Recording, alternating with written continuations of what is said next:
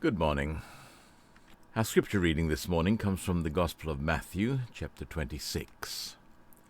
While Jesus was in Bethany, in the home of Simon the leper, a woman came to him with an alabaster jar of very expensive perfume, which she poured on his head as he was reclining at the table. When the disciples saw this, they were indignant. "Why this waste?" they asked. "This perfume could have been sold at a high price and the money given to the poor." Aware of this, Jesus said to them, "Why are you bothering this woman? She's done a beautiful thing to me.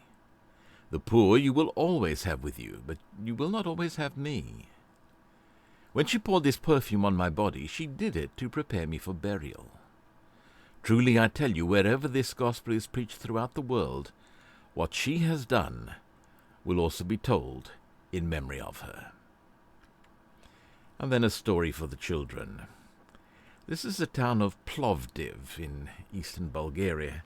In 1958, when we were travelling back from our trip from India to England and back again, we passed through Plovdiv, but unlike this picture, which is a sunny day, it was in the middle of winter, and everywhere was thickly covered with snow.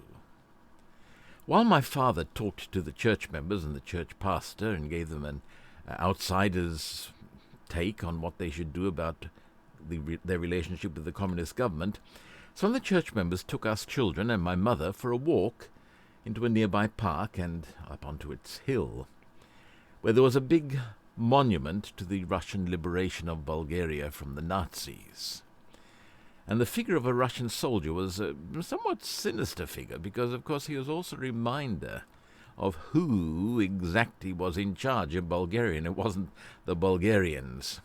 And I can remember looking up at this figure from at the bottom of the pedestal and seeing this massive machine gun with its circular drum.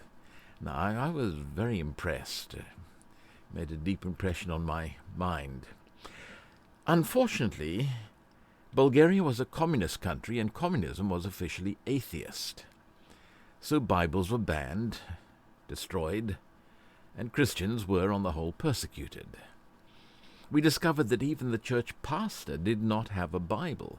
There was a Bible in the church, and when he wanted to prepare his sermon, he would go to that church member's home, one of the wealthier members, I think, and he would sit down there and read the Bible and prepare his sermon, and then go back to his own home without a Bible.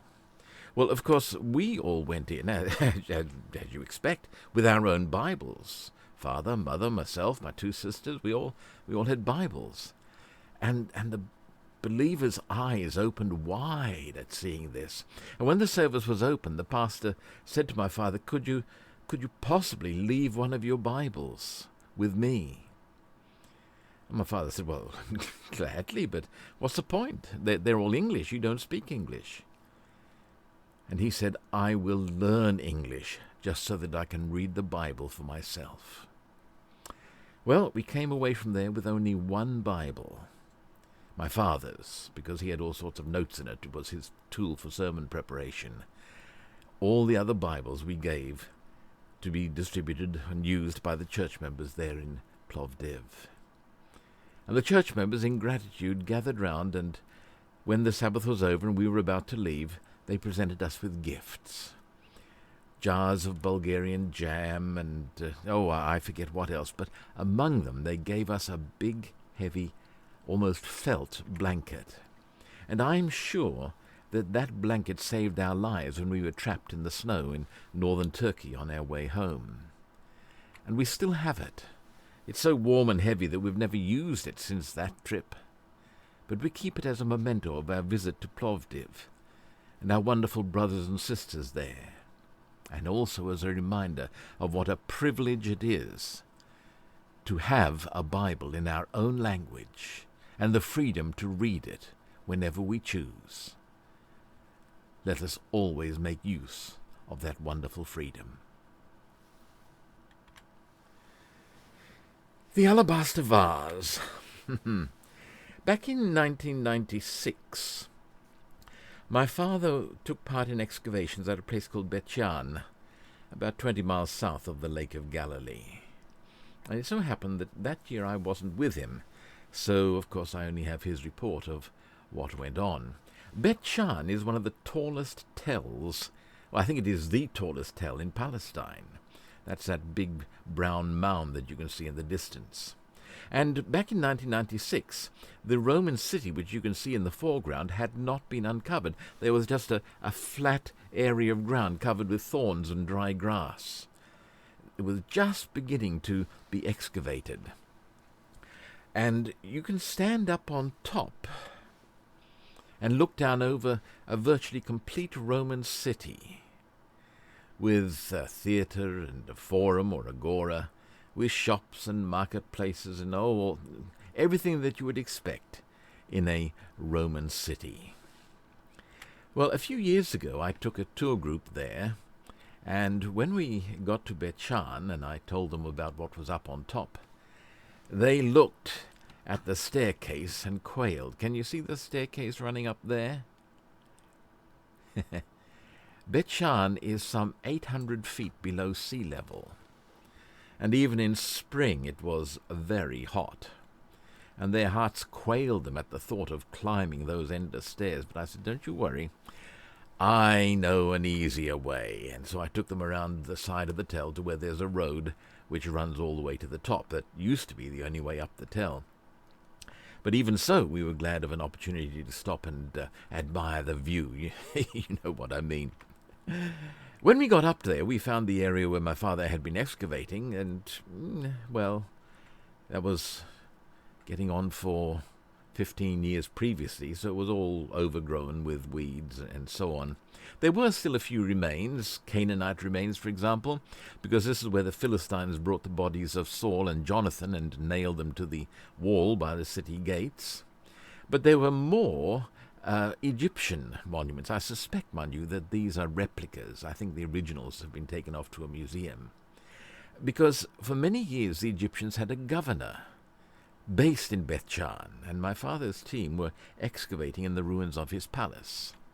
There was even a stela commemorating their stay, with an inscription by the governor. I was pleased to see that the Israelis have taken steps to preserve the palace, the mud brick palace that had been excavated with such labor by my father and his team. Here's some members of the team enjoying breakfast. You know, when you go on these digs, you start work at 5 o'clock in the morning.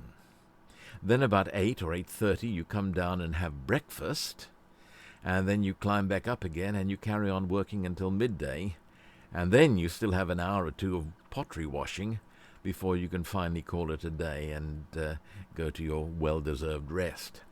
And it was well-deserved because they had an awful lot of dirt to shift.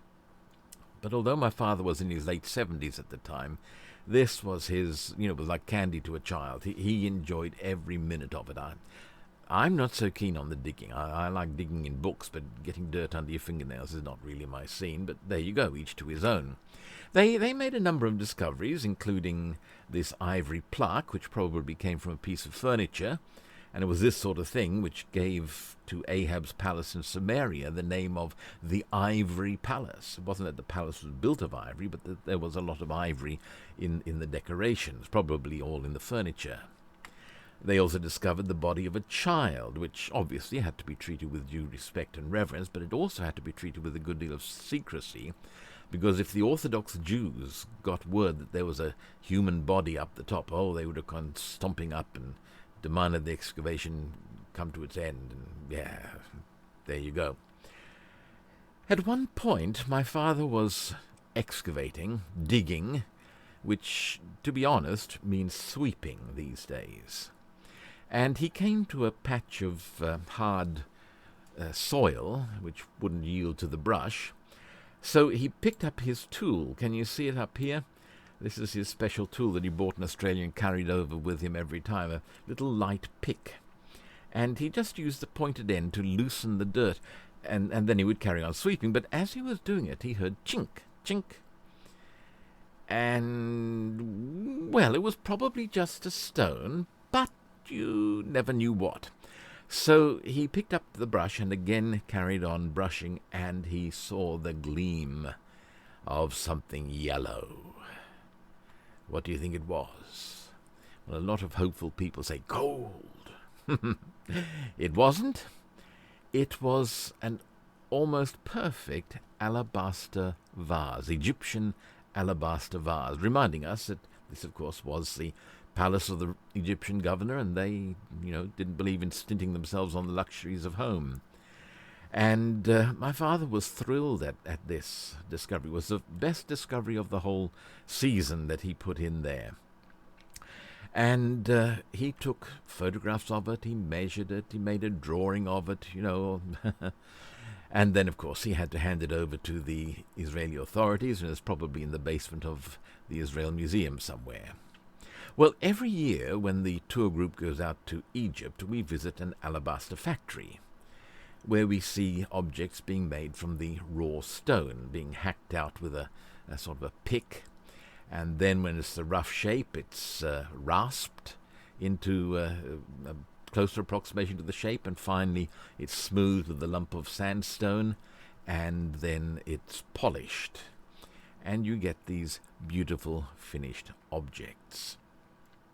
Well, my father went to the manager of this factory, and he showed him the pictures and the drawings and the measurements, and he said, "Can you make me a copy of this?" "Of course, Mr. David, no problem, no problem." So my father left everything with him and went back to Australia. And the following year, when he arrived, as soon as he walked in the door, more or less, the manager came bustling up to him. "Oh, Mr. David, so sorry, his problem." You see, alabaster is a translucent stone and a soft stone. And as they tried to produce a faithful replica of this Egyptian vase, 3,500 years old, it kept breaking. They couldn't do it. Even with all their modern equipment, they couldn't produce the same, because the original was very thin-walled. So finally they produced the best that they could do, which was this. I have it here. Now, alabaster, as you can see, is a beautiful stone. Got lovely markings all through it. And, as I said, it's translucent. Let me shine a torch behind it, and you can see what I mean. All right?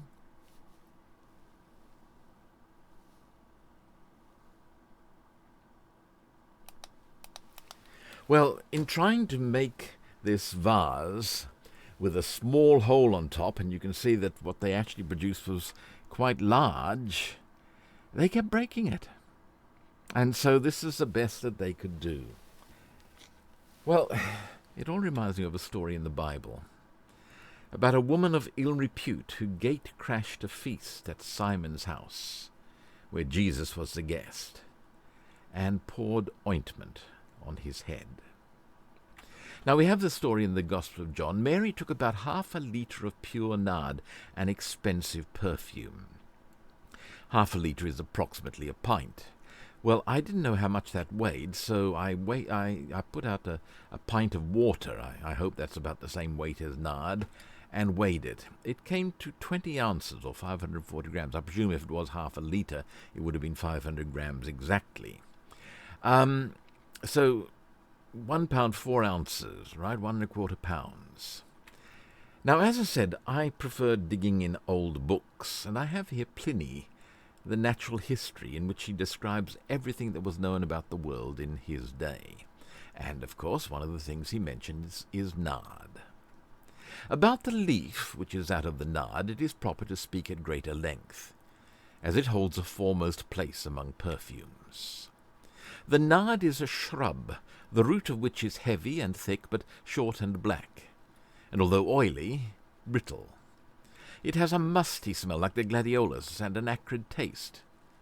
The leaves are small and grow in clusters. The shoots of the nard sprout into ears, and consequently both the spikes and the leaves of the nard are famous, a twofold product. And here's a picture out of a botany book of the nard plant. It only grows in India, up in the Himalayas, and of course that would be one reason why the perfume was so expensive, because not only did it have to be picked and processed out in India, It then had to be transported, and camel trains don't come cheap, you know. It had to be transported all the way across from India to Palestine or India to Rome, so no wonder it was expensive. And Pliny tells us just how expensive. Unadulterated nard can be detected by its light weight and its ruddy color and sweet scent, and particularly by its taste, which dries up the mouth and leaves a pleasant flavor. I must admit, I don't think that anything that dries up your mouth would be particularly pleasant, but there you go. The price of nard is 100 denarii a pound. Do you get that? Nard is 100 denarii, 100 pence per pound. But the interesting thing is that when Judas looked at it, and I presume he had some idea of the value of things, he said, why wasn't this perfume sold and the money given to the poor? It was worth 300 denarii. Right? 300 denarii. What made the difference between Judas' valuation and Pliny's valuation? Remember, Pliny said it's only 100 denarii per pound. Well, one thing is that the Bible does refer to this as spikenard. Maybe it's a bit like PG tips, where just the tips of the leaves are picked and made ready for drinking, and that's more expensive than the ordinary tea. So maybe spikenard, just using the tips, was 150, maybe even 200 denarii a pound. That still leaves us short of Judas' estimate of 300. What made the difference? I think the answer is the alabaster jar. Now, the one I've just showed you has thick walls. You'd need a jolly hammer to break it. But if Mary's vase was anything like the one my father dug up, it had very thin walls. She could have broken it easily just by rapping it against a table. An Egyptian alabaster, finely worked by hand, it must have been worth a fair amount. Maybe that's a missing 100 or 150 denarii. There you go. Incidentally, the value of Mary's gift, we talk glibly about 100 or 300 denarii, 300 pence. But in Jesus' day, the daily wage for a laboring man was 1 denarius. Okay? So you work for a day, you are given 1 denarius. Now, if we relate that to modern terms, using the minimum wage back in 2021, the minimum wage, 8 hours a day, would give you £71.28. So 1 denarius is the equivalent in value of £71 for us. Multiply that by 300, and you get 21,384. Now, that is a lot of money by anybody's reckoning. £21,384. And remember, Mary was a woman. So very likely she didn't earn a penny a day.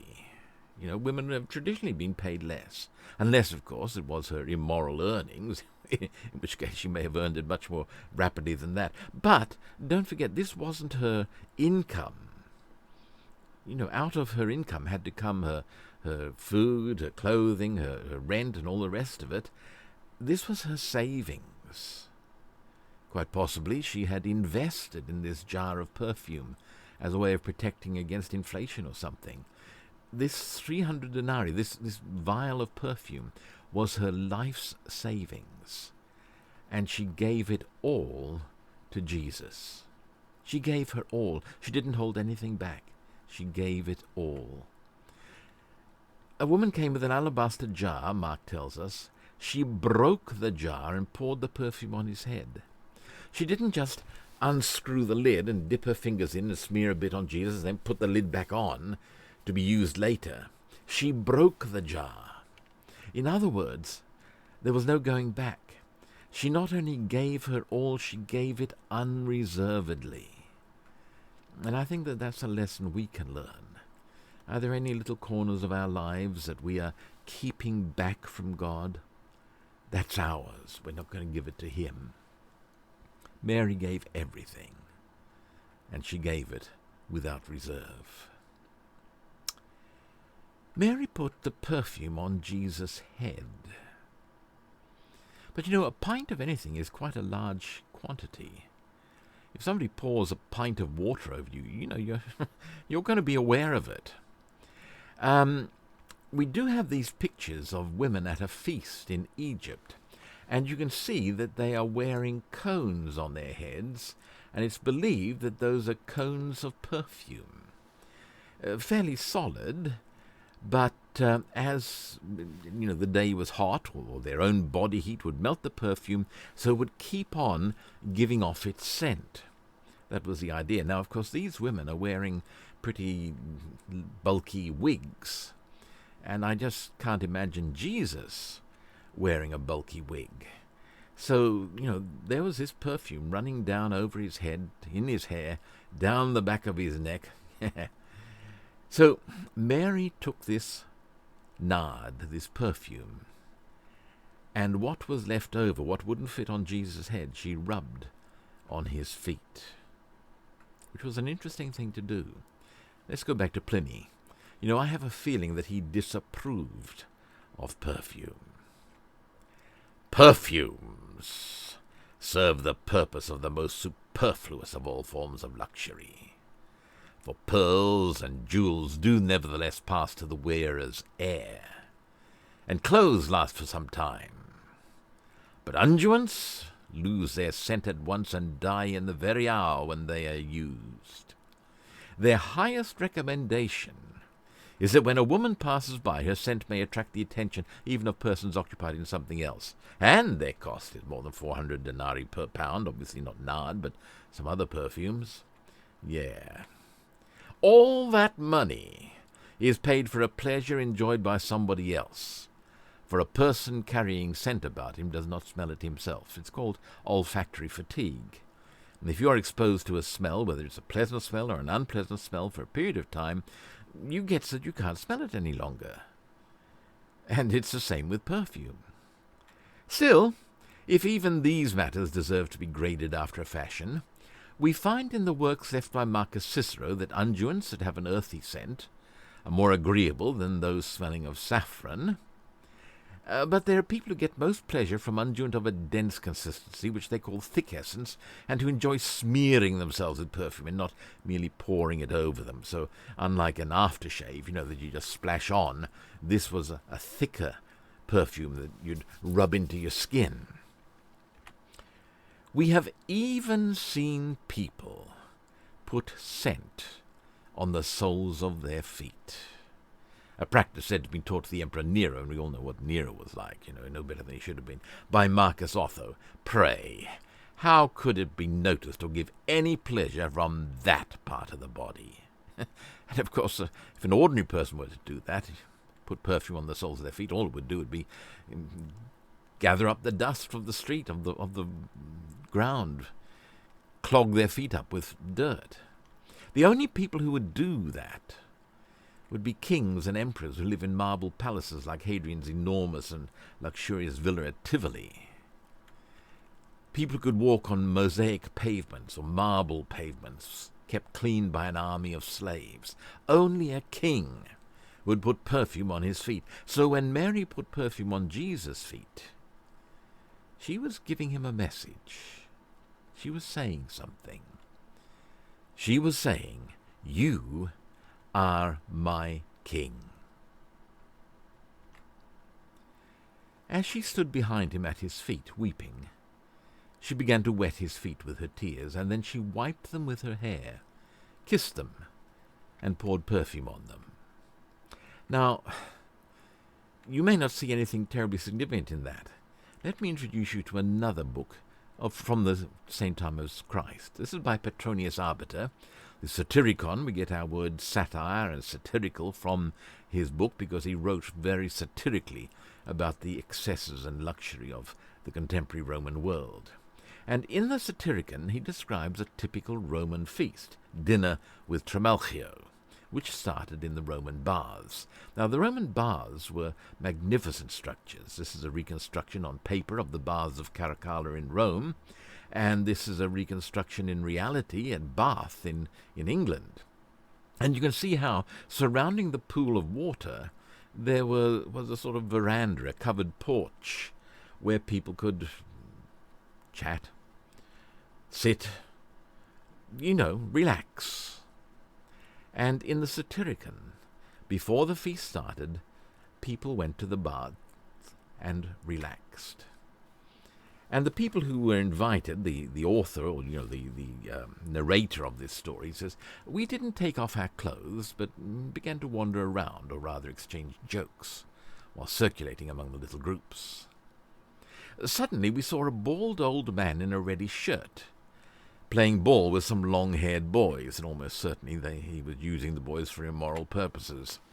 It was not so much the boys that made us watch, although they alone were worth the trouble, but the old gentleman himself. He was taking his exercise in slippers and throwing a green ball around. I presume that green is a difficult colour to achieve in leather, or was in those days, and so it was expensive.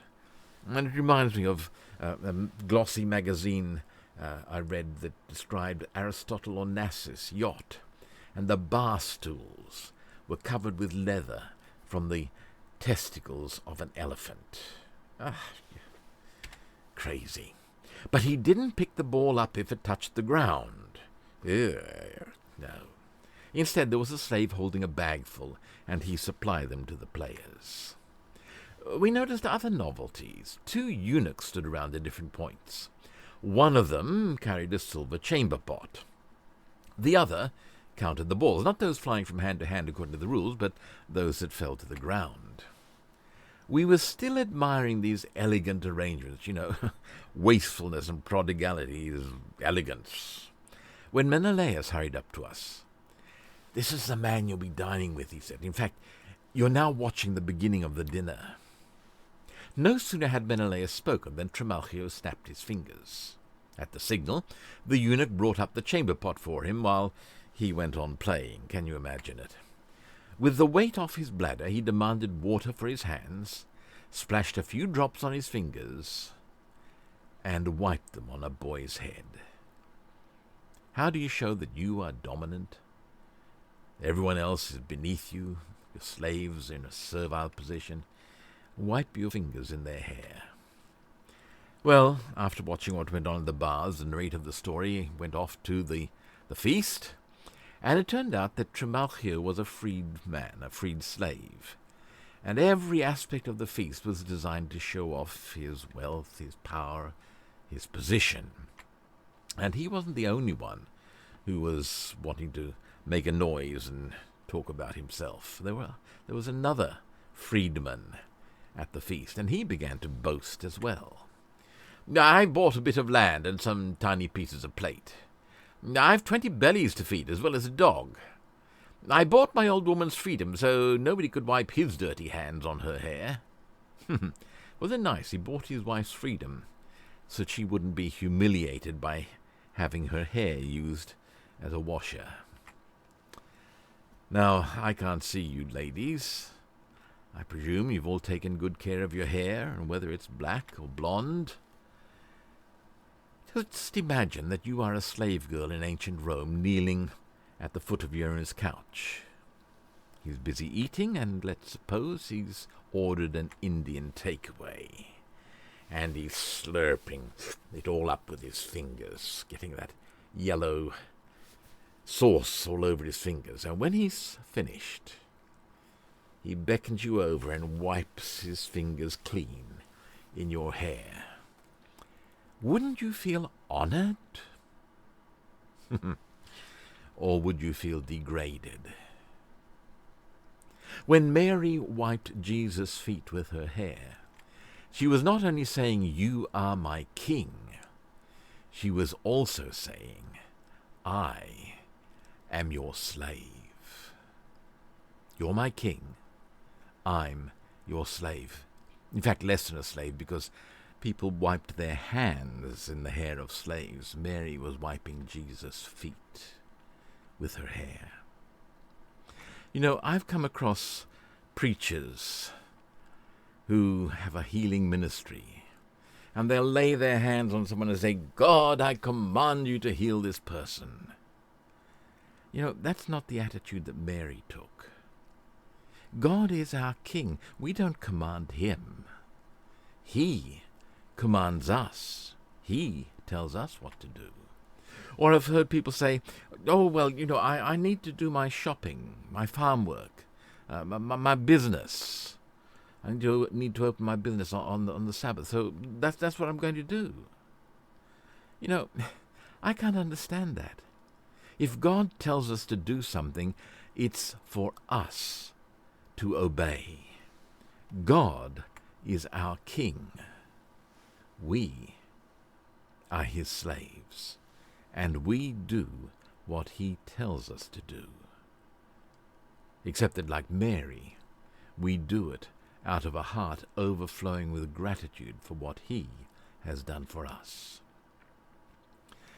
And now may the grace of God, the love of Jesus, and the close friendship of the Holy Spirit be with us all, till he come.